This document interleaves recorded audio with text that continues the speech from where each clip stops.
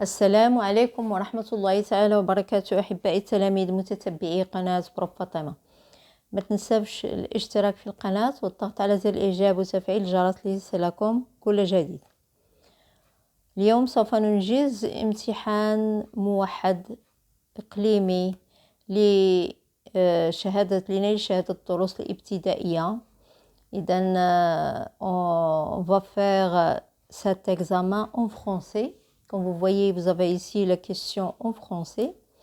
Donc, premièrement, on a les nombres et calculs. Donc, le nombre de points, c'est 17 points. Donc, la première question posée effectue. Donc, on a la multiplication, la division et ici, une opération qui rassemble l'addition et la soustraction.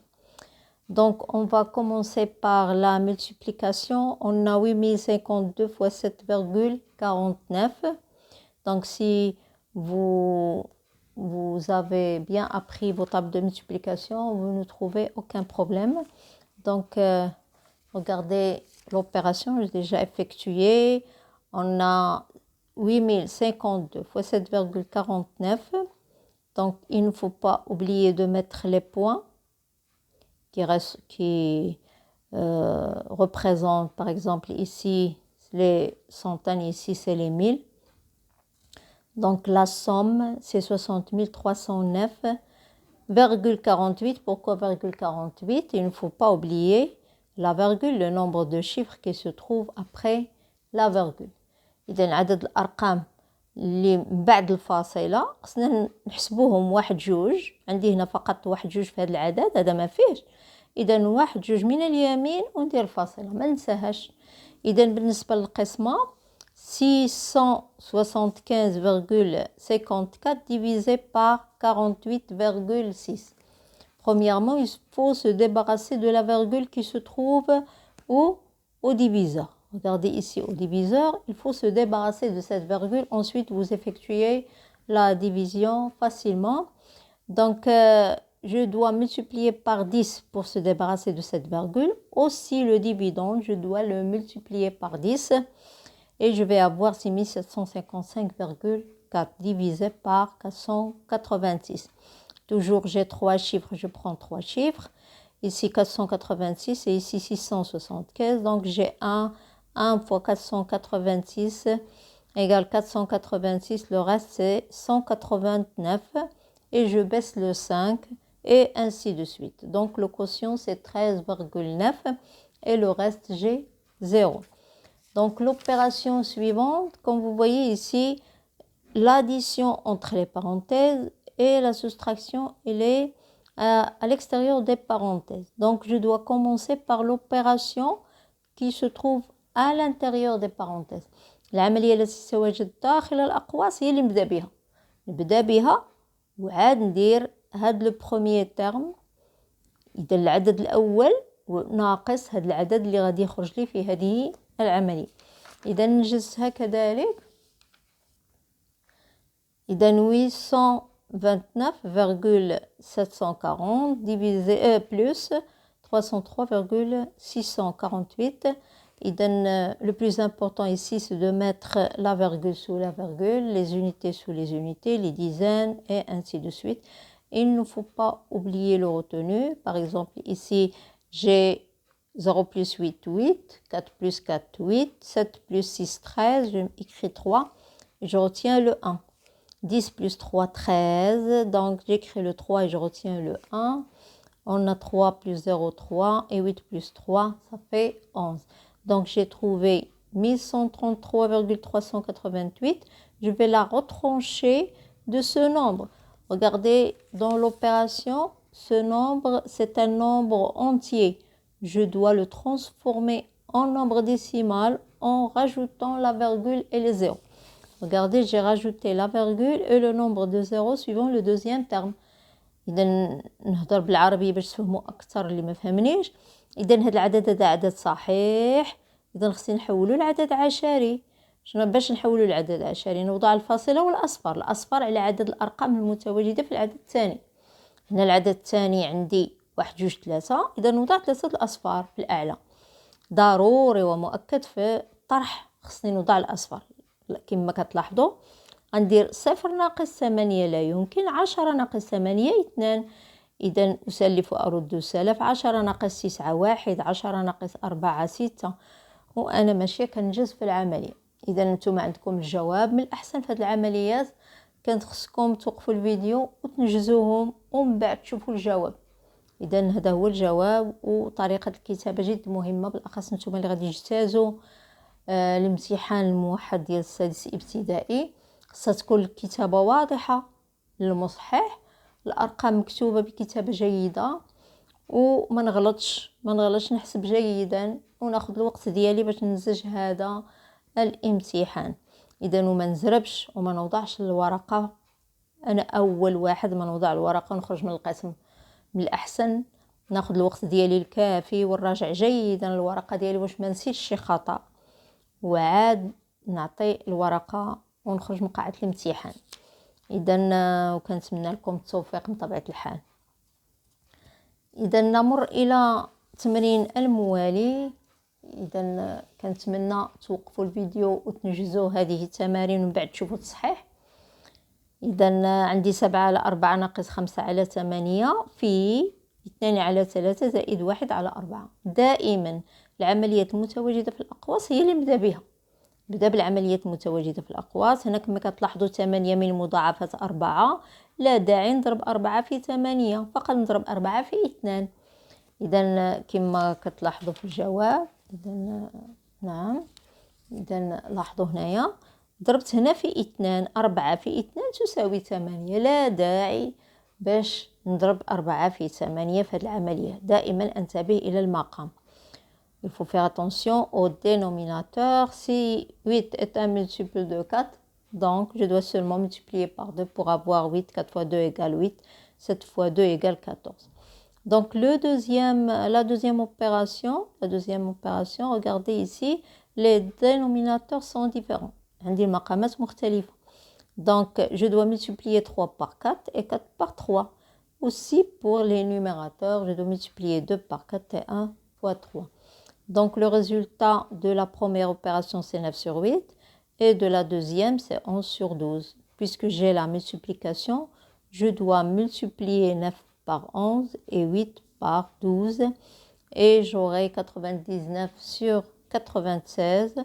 Il faut obligatoire simplifier parce qu'ils ont demandé dans la question la simplification. Donc je simplifie et j'aurai 33 sur 30. Donc on passe à la question suivante. C'est écrit sous forme de puissance de 2 ou de 3. Donc c'est pas, j'ai écrit ici O, mais c'est pas O, c'est E. Et de 3. Et. Donc écrit sous forme de puissance de 2 et de 3. Donc obligatoire 2 et 3. J'ai ici 27 et ici 100. Donc pour avoir 27, je dois multiplier par quoi? Dans la table de multiplication, je trouve 9 fois 3, 27. Donc 9 fois 3, 27 et 9 c'est 3 fois 3. Donc 3 fois 3 fois 3, c'est 3 à la puissance 3. Et pour 100, c'est 10 fois 10. 10 fois 10 égale 10 au carré. Donc ici, ils ont demandé seulement d'écrire sous forme de puissance, mais ce n'est pas de calculer. Il faut faire attention à la question. Donc on passe à la question suivante. Donc comme vous voyez, on va ranger les nombres suivants par ordre décroissant. L'ordre décroissant, il y a l'akbar et l'asghar. إذن obligatoire من الأكبر إلى الأصغر. Il faut faire attention à la question. Toujours, je dois faire attention. يعني أرتب الأعداد التالية ترتيبا تناقصيا من الأكبر إلى الأصغر. Ici, j'ai des nombres décimaux et j'ai des fractions. Il faut transformer les fractions sous forme de nombres décimaux. Donc, pour les transformer, je dois faire seulement la division. 3 divisé par 4 égale quoi? Et 25 divisé par 100 égale quoi? Comme vous voyez, 3 divisé par 4, c'est 0,75. Donc, regardez, on a 175, le premier nombre. Le deuxième, 75,5. Le troisième, 57,5. Le quatrième, on a 3 sur 4, c'est 0,75. C'est ça la réponse. 7 ici, c'est 7. 0,75. Plus grand que 0,25, bien sûr. Et je dois écrire les fractions qui ont donné dans l'exercice. Donc, 3 sur 4, 25 sur 100.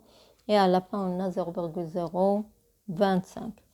Donc, on passe au problème. Ils ont demandé les dimensions d'un terrain trapèze sur une carte à l'échelle 1 sur 400, 100. La grande base mesure 2,8 décimètres. La petite base, 16 cm. Et la hauteur, 0,08 mètres. Donc, je dois calculer les dimensions réelles de ce terrain en mètres. Donc, je peux dessiner ce terrain. Donc, comme vous voyez, on a la petite base, on a la grande base. Je m'excuse. Donc, on a la petite base, on a la grande base. Donc, c'est un terrain sous forme d'un trapèze. On a la hauteur ici, c'est la hauteur. Ici, c'est la petite base. Et ici, c'est la grande base. Donc, ils ont... La grande base mesure 2,8 décimètres. Ici, c'est 2,8 décimètres. Obligatoire, je dois la convertir en centimètres égale 28 centimètres. Pour la hauteur, on a la petite base 16 et la hauteur 0,08 mètres. Donc la hauteur 0,08 mètres.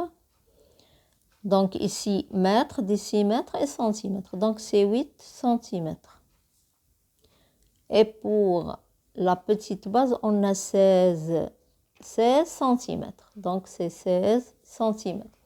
Regardez, la grande base 28 centimètres. La petite base 16 cm et la hauteur 8 cm. Donc, la question ici sur le plan. La question, calculer les dimensions réelles de ce terrain en mètres.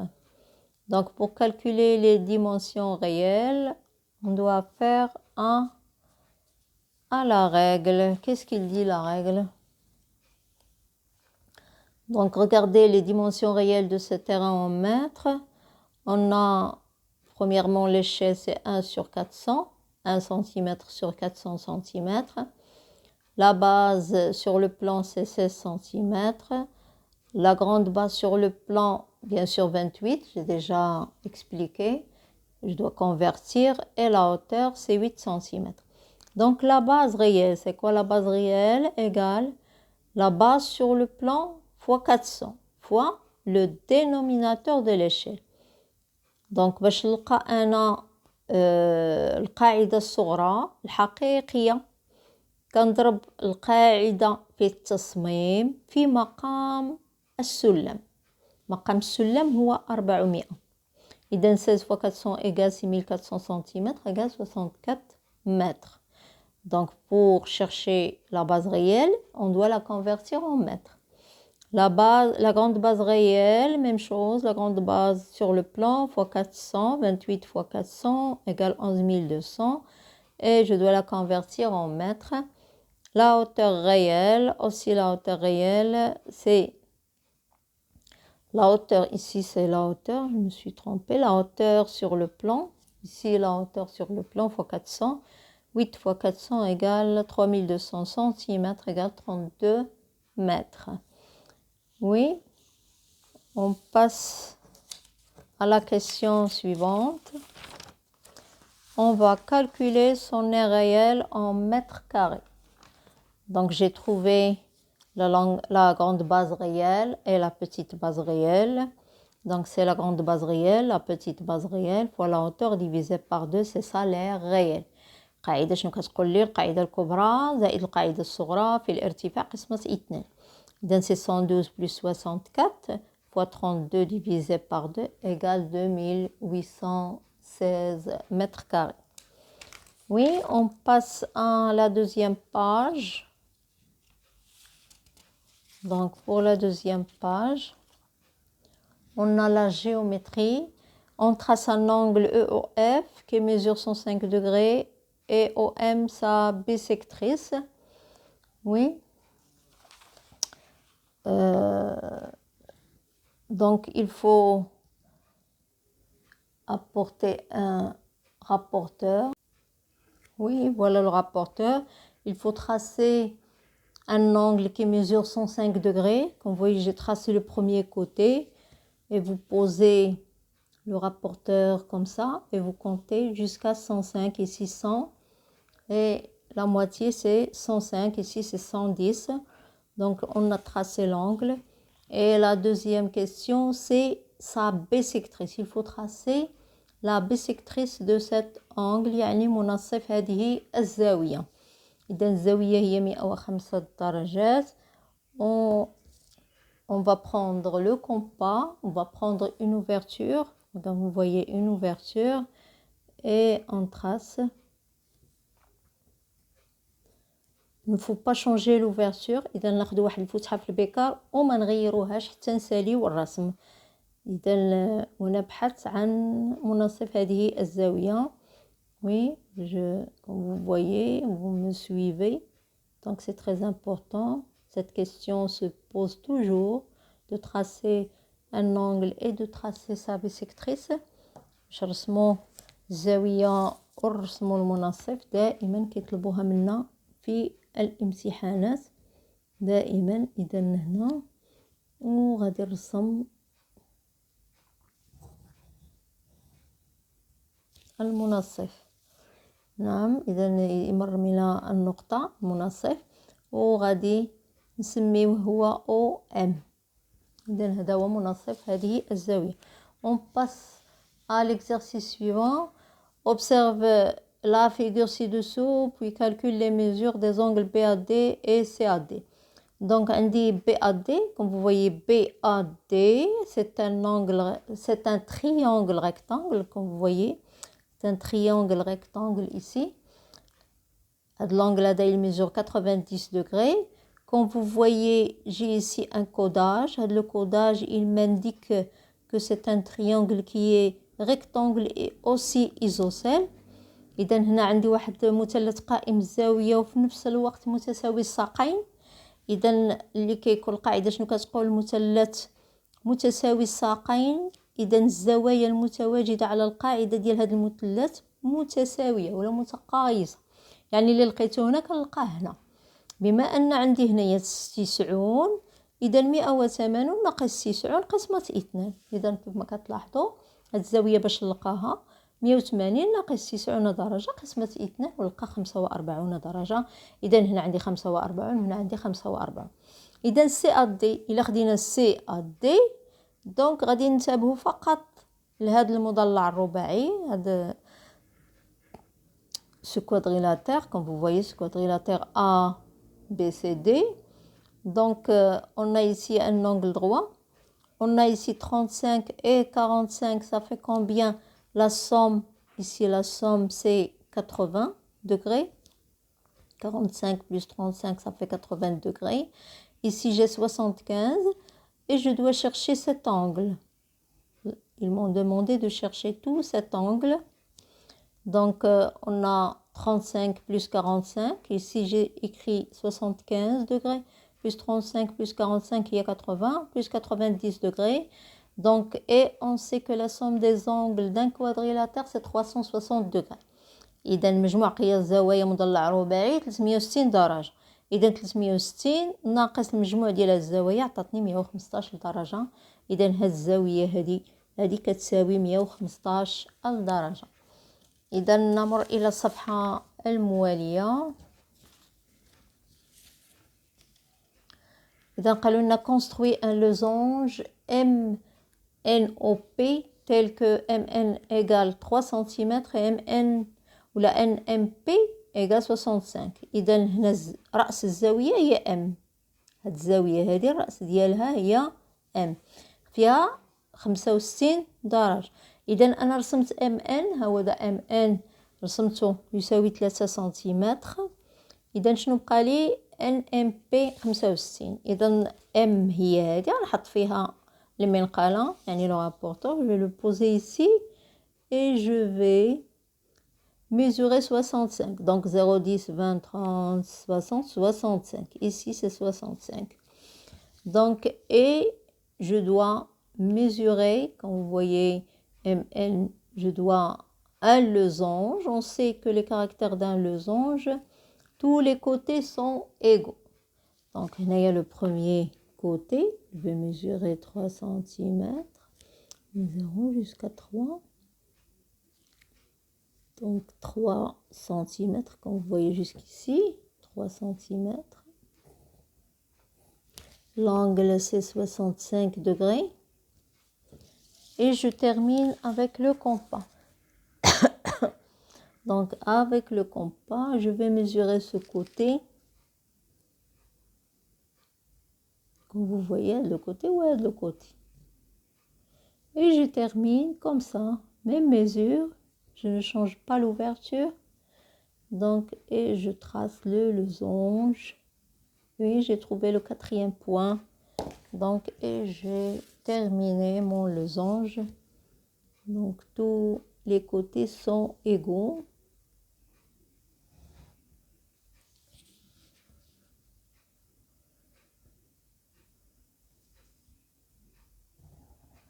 Tous les côtés sont égaux. Aussi, j'ai ici 65 degrés. Les angles opposés sont égaux. Donc, ici, cet angle, il a la même mesure que celui-là.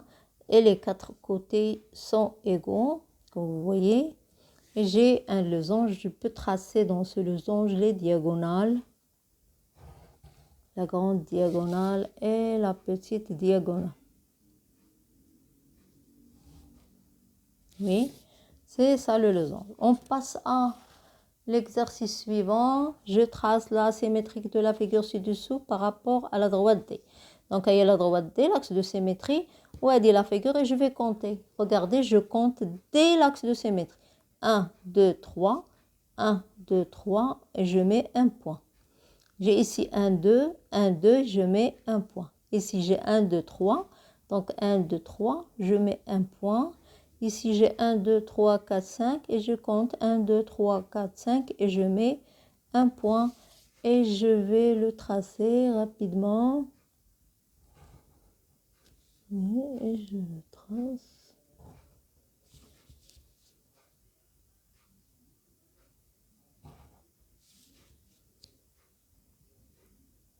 Oui, c'est facile. Donc, on passe à l'exercice de mesure. Donc, je vais prendre les tableaux pour convertir. Donc, la première opération fait la mesure d'IL, les longueurs en kilomètres. Donc, 47 décamètres. Regardez, 47 décamètres,8. 47 décamètres, je m'excuse. 47 décamètres,8, oui, plus 19,04. 19 quoi? 19 hectomètres.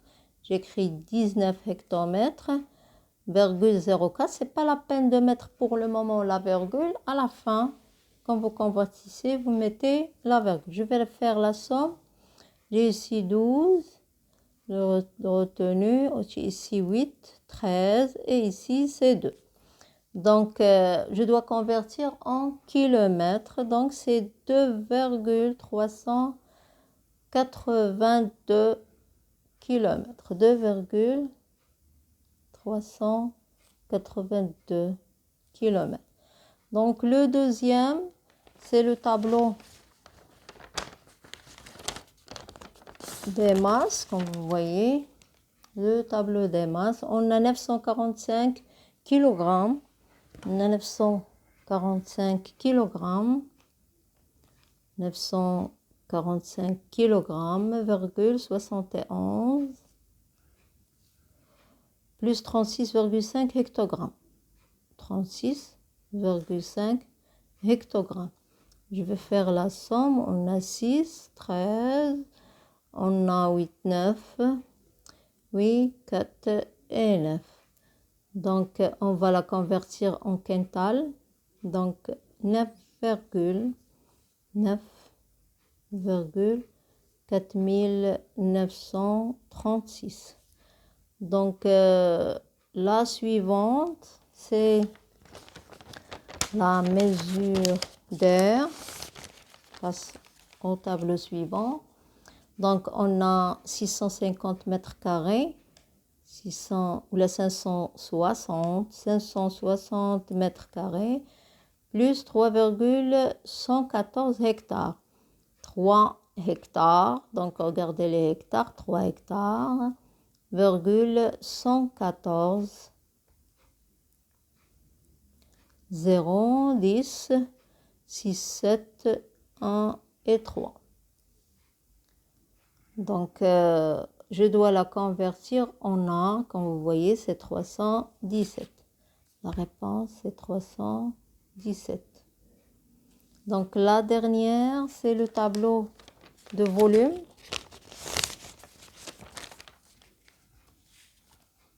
Donc, on a 7 décalitres, 7,4. On a 158 cm3. 158 cm3 et on a 350 litres,4. 358 litres,4. Et on va faire la somme.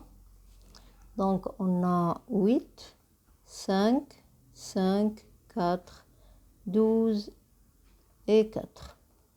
Je dois la convertir en décimètres cubes, c'est 424,558. 424 plutôt, 558. Oui. On passe à l'exercice suivant. Calcule la mesure du périmètre du cercle ci-dessous. Donc, le cercle, on a ici le rayon, c'est 4 cm. Le périmètre, pour calculer le périmètre, P égale 2 pi r égale 2 fois 3,14 fois 4. Le rayon, c'est 4. C'est multiplié. Donc, on a 3,14 fois 8. Lâche 8, 4 fois 2 égale 8. Égale, oui, on va faire l'opération. On a 8 fois 4, 32. 8 fois 1, 8, 11. 24, 25. C'est 25,12. Donc, la réponse, c'est 25,12. Donc, on va passer à la dernière fiche ici. Avec la base d'un champ triangulaire est 144 mètres. Sa hauteur mesure les 5 sixièmes de sa base. Oui, on va trouver son aire en art.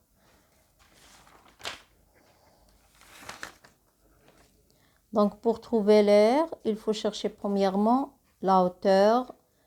On a le 5 sixième pour la hauteur, donc on va chercher premièrement la hauteur. Combien vaut la hauteur? La mesure de la hauteur est, c'est 144 fois 5 sixièmes égale 120 mètres.